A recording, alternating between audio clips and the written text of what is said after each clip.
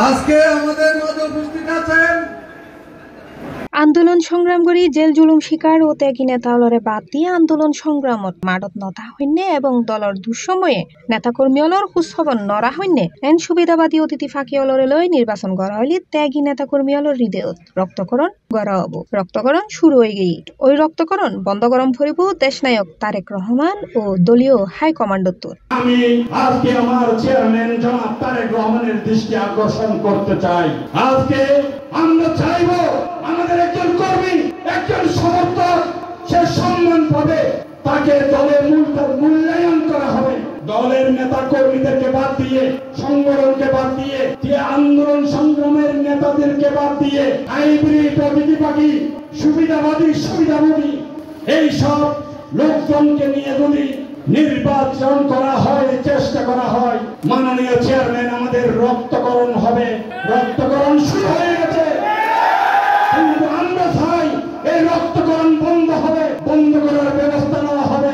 নভেম্বরের 16 তারিখ রবিবার বিএলএ কর্ণফুলী উপজেলার উপ কনভেনশন সেন্টারত বিএনপি ভারপ্রাপ্ত চেয়ারম্যান তারেক রহমান ঘোষিত রাষ্ট্র কাঠামো মেরামতের 31 দফা বাস্তবায়নের লক্ষ্যে এক কর্মী সভাত সভাপতির বক্তব্যে এ হতাগিন হয় উপজেলা বিএনপির সাবেক আহ্বায়ক এস.এম. মামুন মিয়া। আজকে আমরা কোনোদিন দলের শৃঙ্খলা ভঙ্গ করি নাই, আমরা সব সময় দলের জন্য নিবেদিত প্রাণ ছিলাম।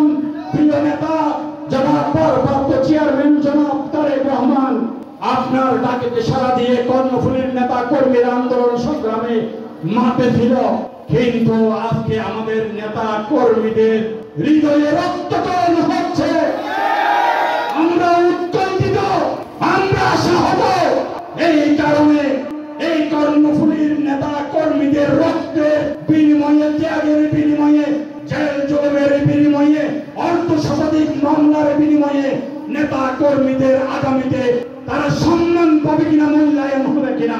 উপজেলা বিএনপির আয়োজনে কর্মী সভাত প্রধান অতিথি আছেন উপজেলা বিএনপির সাবেক আহ্বায়ক এহসান খান। আমাদের মাথার ঘামের দাম নাই, আমাদের রক্তের দাম নাই, আমরা কত রাত ধরে থাকতে পারি নাই, এই কথা কি আর যা খবর আছে? আজকে যে এমপি সাহেব উনি জানেন আমরা যে কত কষ্ট করেছি, এই যে ইদ্রিসরা এরা খালে বিলে 10টা 15-20টা মামলা নিয়ে খালে বিলে রাত কাটিয়েছে, সেই খবর এমপি সাহেবের আছে? উনি জানেন? আমি কোন অবস্থাতে আমি আবিষ্কার বহিষ্কারের তোয়াক্কা করি না। আমি শহীদ জিয়ার আদর্শের সৈনিক, আমি বিএনপি করি, আমি বিএনপি করব।